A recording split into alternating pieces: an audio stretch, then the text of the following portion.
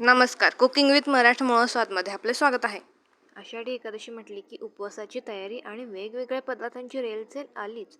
पण नेहमी तेच साबुदाणा वडे किंवा खिचडी खाऊन कंटाळा आला असेल तर आज आपण पाहणार आहोत अजिबात तेल न लागणारे, बाहेरून कुरकुरीत आणि आतून एकदम मऊ जाळीदार उपवासाचे आप्पे. चला तर मग पाहूया यासाठी काय काय साहित्य लागतंय. भगर 1 वाटी, साबुदाणा अर्धा वाटी, कच्चा बटाटा, ताक किंवा घट्ट दही, हिरवी मिरची आवडीनुसार, जिरे, भाजलेला शेंगदाण्याचा कूट, खाण्याचा सोडा व मीठ.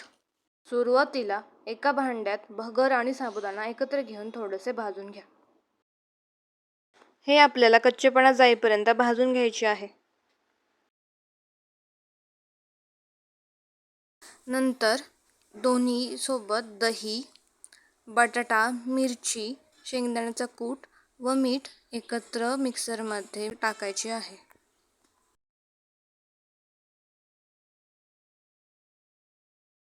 पीठ छान तयार झाले की यात मिसळा.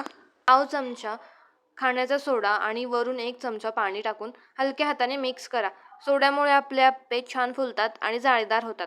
आता मध्यम आचेवर अप्पे पात्र गरम करून त्याला थोडेसे तूप किंवा तेल लावून घ्या. आपण इथे तूप घेत आहोत. त्यानंतर प्रत्येक खाण्यात हे पीठ भरा आणि झाकण ठेवून 2 ते 3 मिनिटे मध्यम आचेवर वाफवून घ्या. तयार आहेत आपले गरमागरम, बाहेरून क्रिस्पी आणि आतून अगदी स्पंजसारखे मऊ उपवासाचे अप्पे.